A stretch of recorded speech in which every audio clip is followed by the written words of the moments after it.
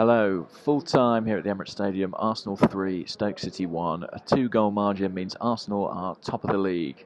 Potentially temporarily, but let's not let that stop us from enjoying it.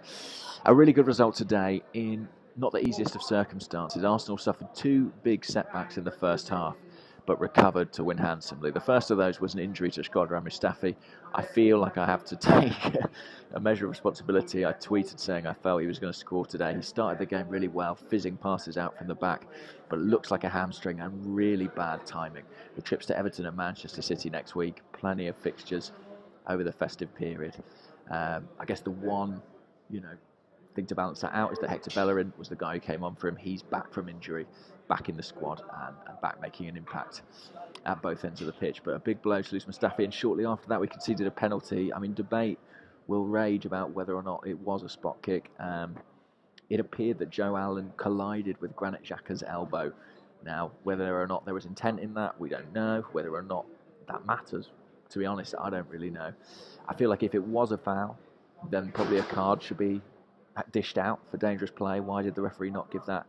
But I feel like if it happened in other areas of the field, you would expect the whistle to be blown. Anyway, my biggest relief is that it's not going to dominate conversation, because we did come back and win the game despite Charlie Allen putting the penalty away. Petr Cech never saved a penalty for Arsenal. He does dive early. And for a big man, he's surprisingly ineffective in those situations. But crucially, we got back into the game for half-time. Theo Walcott with the goal, and a big goal, not just because it was the 100th of his club career, not just because it was his 50th at the Emirates Stadium, but because it changed the dynamic of the match. And it was that man Bellerin racing to the byline, getting onto a pass from Alexis Sanchez. What a good pass that was. Even when Alexis doesn't score, he's so integral to our game, the way he drops deep and plays others in. And Walcott stuck a leg out, prodded it into the near post. I'm not sure. I mean, it's a great finish if he meant it. And his 10th of the season, that's a goal that guarantees him a coffee machine from his wife. She said she'd buy him a coffee machine if he got 10 goals. She must be furious, this close to Christmas as well. Could have thought she'd saved it for the big day. Now she's got to get it for him beforehand. But so that really changed the dynamic of the match. And then we got the second goal just after half-time. Mesut Ozil with a brilliant looped header, a little bit reminiscent of Robin van Persie against Spain back in 2014. Brilliant pass from Oxlade-Chamberlain. An Alexis-like pass, actually, one of those looped passes. He often looks for Ozil in that way. And, we want goals and assists from Oxlade-Chamberlain. He's provided another goal today. And in the second half, it was a different story, really. Stoke had been pretty good in the first half, but in the second, we were dominant.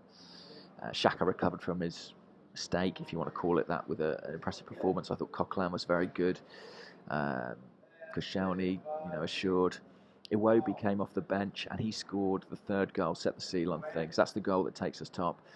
Played the ball into Alexis. Alexis was fouled. The referee played a good advantage. Iwobi was quick onto it, played to the whistle, and curled the ball very confidently past the keeper into the far corner. What a difference that goal in midweek appears to have made for him. And I think there are goals in him. When he first broke into the side, he scored a couple of goals for the first team.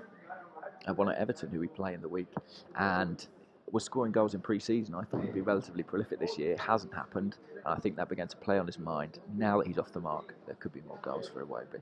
A very good win, really. Arsenal, looked in trouble at one stage and turned it round and got the result they need. We are scoring plenty of goals at the moment, and that's a very encouraging thing. Let's just hope Mustafi's not too bad. That's going to be a test, how we cope without him and Koscielny, both there in the heart of the defence in the next 7 days. 8 days, even. Right. Let's leave it there.